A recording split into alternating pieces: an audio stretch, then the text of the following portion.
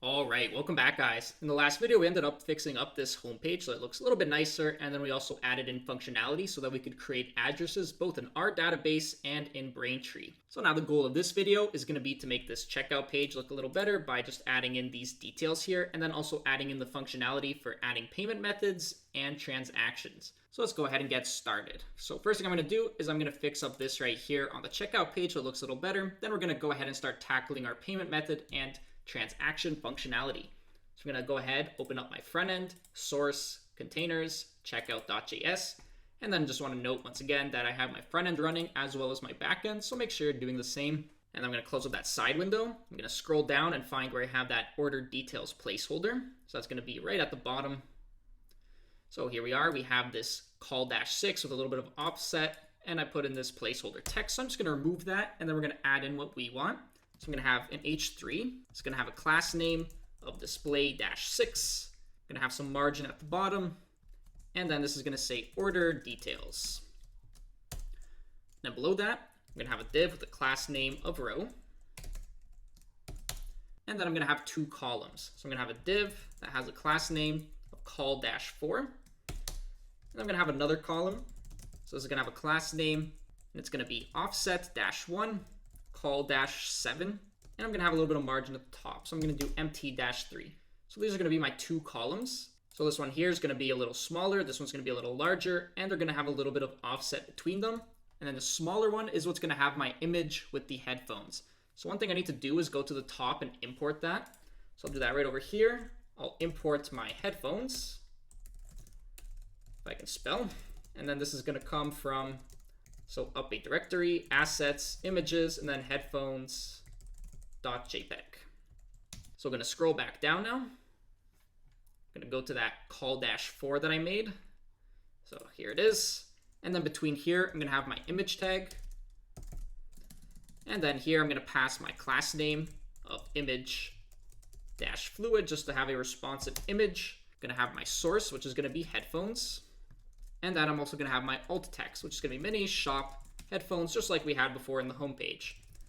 And then right over here with this larger column, I'm going to have a paragraph.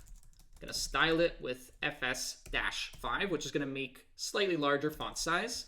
And I'm going to style it with lead just so that the text looks nice. And it's going to say order item, mini, shop, headphone, set. So there we are. And then below that, I'm going to have the price. So I'm going to style that with lead and FS-3, so it's a little bit bigger. And then I'm going to have a strong tag just so that I bold this. And then it's going to say order total. And then in brackets, I'm going to have CAD to represent Canadian currency. And it's going to be $47.99. And I'm going to save that. So it's $47.99 because that's in our backend what we set as the price. So inside of here, we have this total amount, which is $47.99. So we're going to reflect that right here as well so that the customer knows what they'll be paying. So let's go ahead and see how this looks. So there we are. We have the headphones. We have the details right here. We have a little bit of margin at the top just to push this down a little bit so it looks better. And there we are. Looks pretty good now. So our checkout page is now complete. And finally, the next thing we have to do is make sure that when we click this place order, we're actually making a transaction in Braintree. So let's go ahead and start dealing with our payment method and transaction functionality. So back in here, I can now close up this checkout.js. I'm going to leave this views open because we are going to work in here because previously we added in this address functionality. And then below this address functionality, so right over here, we're going to go ahead and start adding in our functionality for the payment method and transaction. But before I do that, I need to open up my models.py and I want to create two new models. So the first one is going to be for my payment method, and then the other one's going to be for my order. So once we create a transaction, we're going to create an order inside of our database. So I'm going to close up that side window and then first make that payment method model. So I'm going to make a class, which is going to be payment method. I'm going to pass in models.model to extend that functionality. This is going to link to a customer. So I'm going to do models.foreign-key. And I'm going to do customer, and then on delete is going to be models.cascade. That way, if the customer gets deleted, so does this payment method in our database. And then also we can have multiple payment methods mapping to a customer, hence why we have the foreign key. And then this payment method is also going to have a billing address. And this is going to map to an address. So this is going to be a foreign key. I'm going to pass in address, and then I'm also going to do an on delete, which is going to be models.cascade. That way, if the address gets deleted, so does this payment method. And then finally, I'm going to have the token value, because every single payment method is going to have a token. And then that token you can use to, in the future, use to make the payment using that same payment method. Now in this application, I'm not going to make use of this, but I'm just going to show how you could store it. And then here, I'm going to set that token to models.character field. It's going to have a max length of 36 because in Braintree, that's how long these tokens are. And I'm also going to set unique to be true. And then finally, I'm going to have the string representation of this model. So I'm going to define string, pass in self, and this is going to return self.token. So this token is what we're going to see in our admin panel. And then I'm going to open up, oops, not that, but my side window, and then admin.py. I'm going to bring in this payment method model, and I'm going to do an address site register to the payment method as well. So payment method, there we are. And then back in my models.py, I'm going to make my final model, which is going to be for my order. So right below my payment method, I'm going to make a class of order, pass in models.model. And then when we make a transaction, that transaction is going to have a transaction ID. So I'm going to have this order have that transaction ID. So I'm going to make a field, which is transaction underscore ID. It's going to be models.character field. It's going to have a max length of 255. And I'm also going to set this to be unique. And then after that, I'm going to have the customer that this links to. So it's going to be models.foreignkey because you can have multiple orders mapping to a single customer. I'm going to pass in customer in here. On delete, I'm going to set to models.cascade. So that way, if the customer gets deleted, then we're also going to delete this order. Now, you might not want this behavior. So another option you can do is something like set null and then do null equals true. So this would make it if the customer gets deleted, this order would still exist. So that is optional if you want the order to still exist when the customer is deleted. But in my case, I'm just going to have it as cascade. And then after that, I'm going to have the address that this links to. So I'm going to have models.foreignkey, pass in the address, and then this is going to have an on delete, which is also going to be my models.cascade. Now, optionally, again, you can do the same thing I demonstrated here, where you have this as set null and then have null equals true. So that way, if the address gets deleted, you still have this order existing. But in my case, I'm going to have it as cascade. And then I'm also going to have the payment method that this links to. And again, we're going to have models.foreignkey.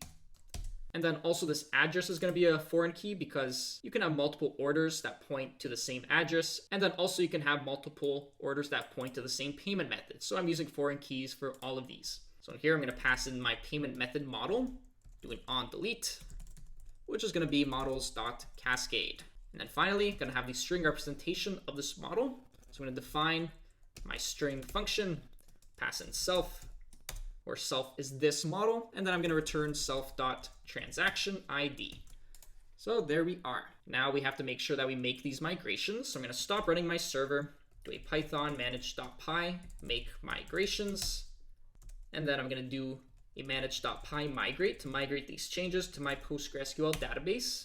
So there we are. And then finally, I'm going to rerun my server and close that up. And then I also want to make sure I register this order to my admin. So I'm also going to bring in this order model in here and then do an admin site register with my order.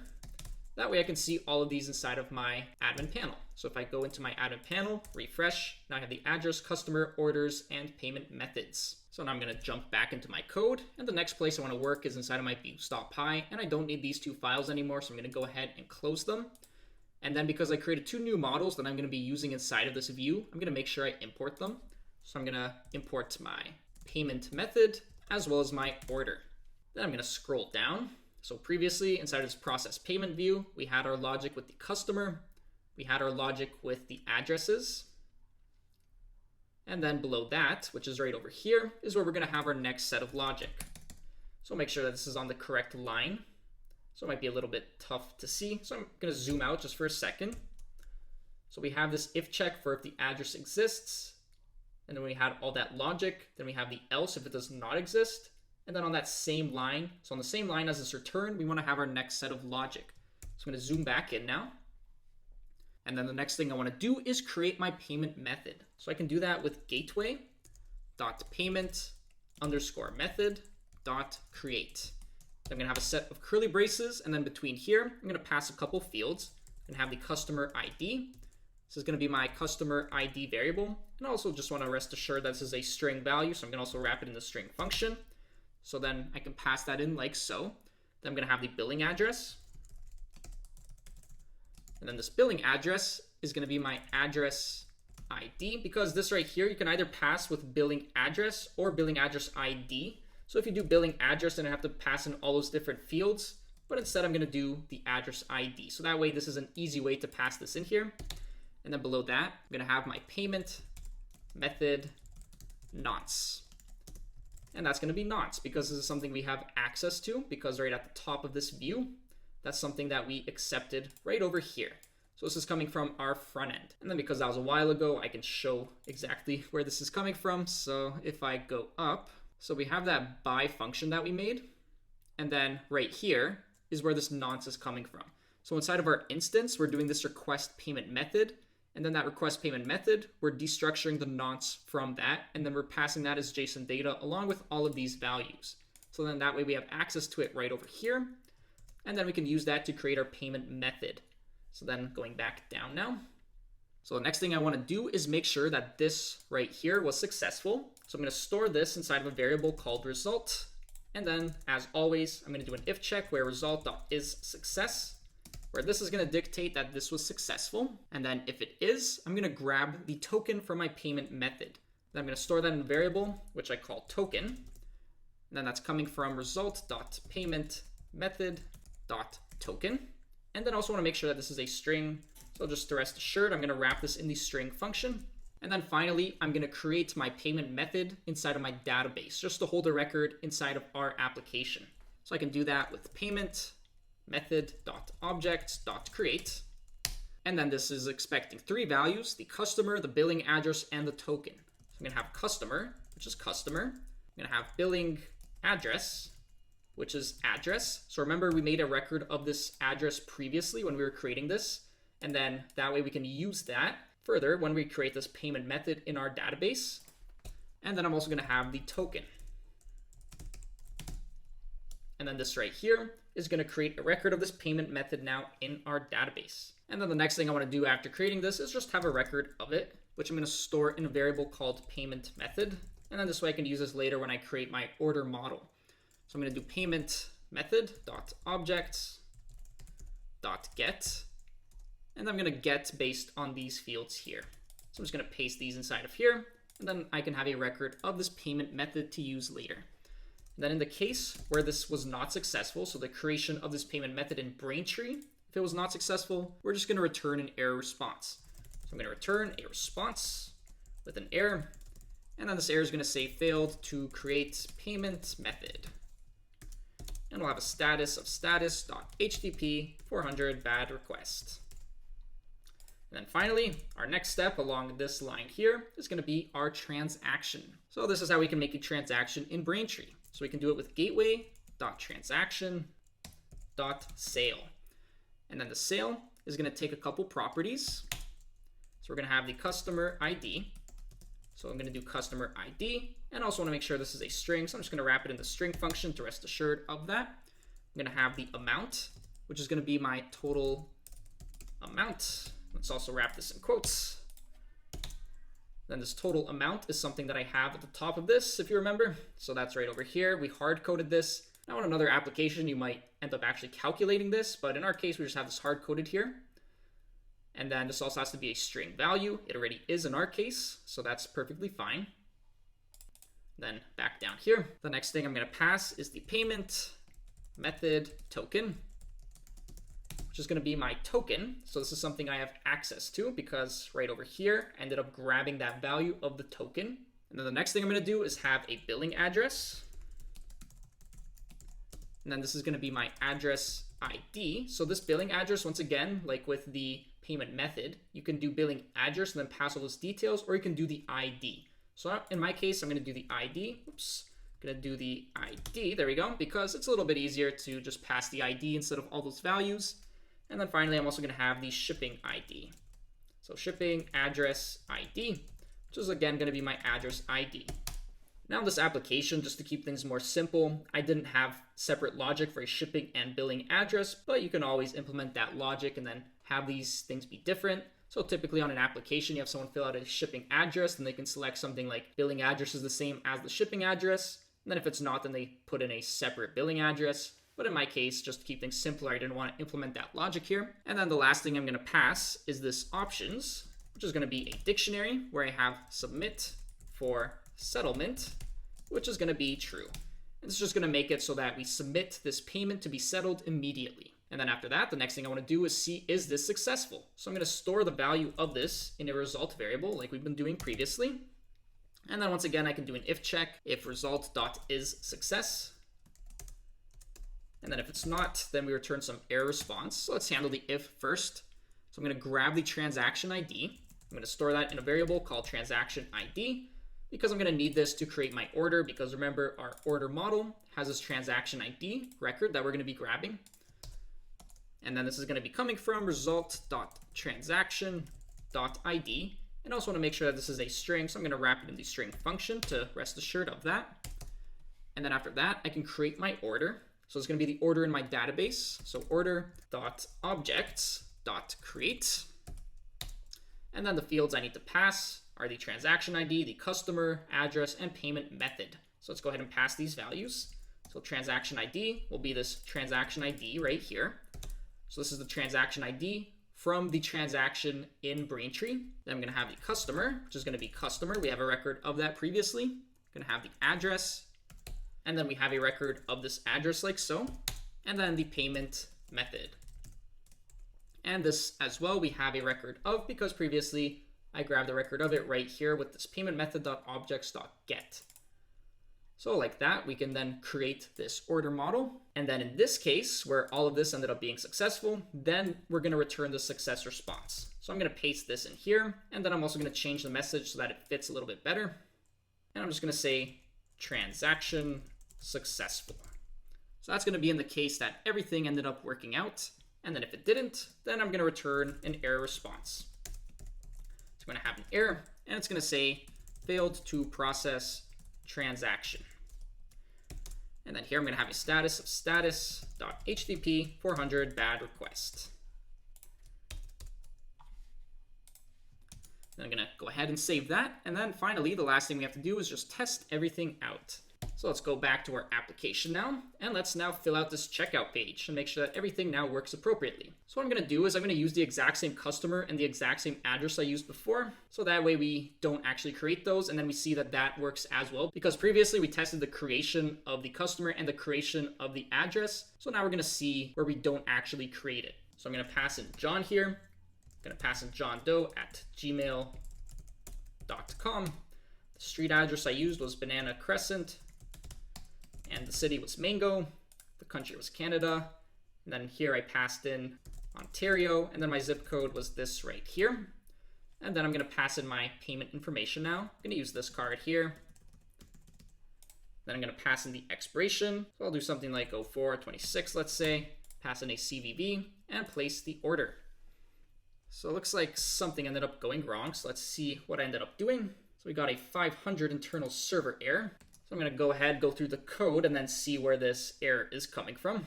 And then the issue is coming from right over here where I was creating my payment method. I meant to put an underscore here. And instead, I put a colon, which I didn't notice. Let's make sure that everything here is passed correctly as well. So here I have all the underscores. So there we go. I'm going to save that. And now let's go ahead and place this order. And there we go. We're redirected now to the thank you page. So let's make sure that everything ended up working out. So if I go into my admin panel, so right now, if I go into my customers, we still have this customer here, so everything is untouched. If I go into my addresses, looks like no new address was created because I passed in the exact same address. And then if I go into my payment methods, there we go, we have a payment method. Now let's go into Braintree, make sure that we have a payment method with this ID. So if I go into my vault, and then search my vault, so I still have one customer, I see a payment method showing up here, and that's that 4111 payment method card that I used. And then here we can also see the token of it, this 9KJ token, which is the exact same one I see right here. Then I can even click on that. And then here we have the billing address that it links to. So it has the billing address ID of 26 and the customer ID of John Doe. So that's correct. And then finally, let's check out our order. we have an order with this ID here, so that was all created successfully. So we have RQF2. Let's see if we have that kind of transaction ID. So RQF2. So there we go. We have this transaction with this amount, $47.99 in Canadian currency with this payment method. So it looks like everything worked appropriately. So we can click into here. We can see some of the details of this. We can see the transaction that was made with this. We can see the billing address, actually, if I go previously. So here's that billing address. We have the transaction, which was a sale with this amount. So everything worked appropriately. So the next thing I'm going to test out is just making a transaction with PayPal as well, just to make sure that everything's in order.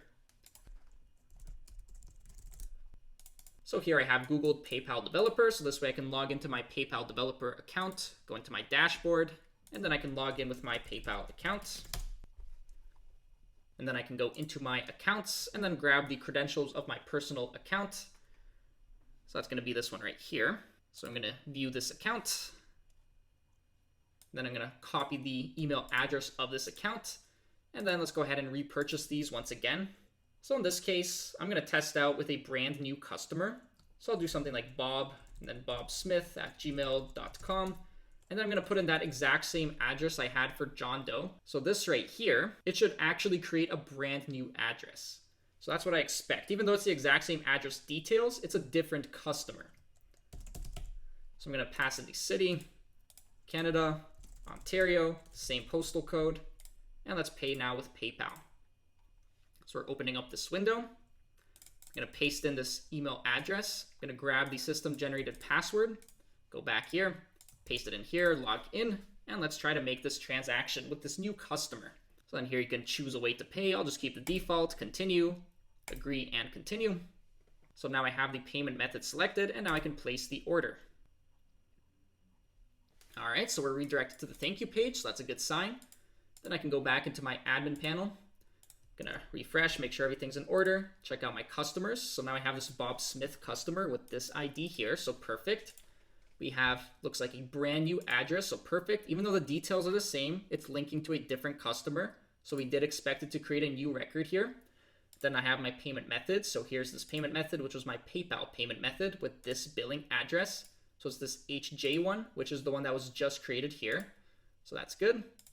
And then also this is linking to the Bob Smith account, and it has this token here. And if I go into my orders, I have a brand new transaction that was made with this ID, linking to this customer, this address, and this new payment method. So everything's in order in terms of our database. Now let's check out how things are looking in Braintree. I'm going to go to the vault. I'm going to search the vault. So now we have this customer of John. We have this customer of Bob, and I can click on this customer.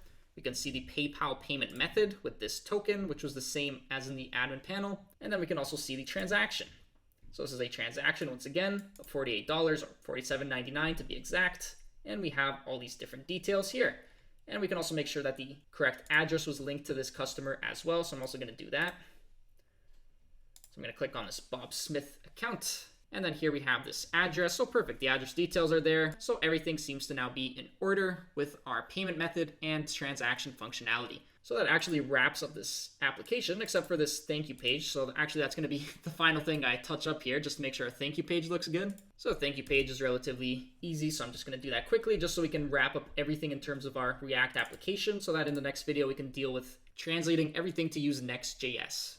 So here I have my thank you component open. So the first thing I'm going to do is add some styling to this H1. It's going to be display 2. Add some margin to the top, center the text with text-center. And then instead of thank you page, I'll just have it say thank you. And then below that, I'm going to have a paragraph with some styling. It's going to have a font size of 5, margin at the top, margin at the bottom, text muted just to gray out the text, and also text center just to center the text. And it's going to say your order was successful and you will be notified when your item is on the way. Now they're not actually going to be notified, but of course in a real application they probably would be. Then I'm going to have a div with the class name of dflex, justify content, center, align items, center. And then in here, I'm going to have a link.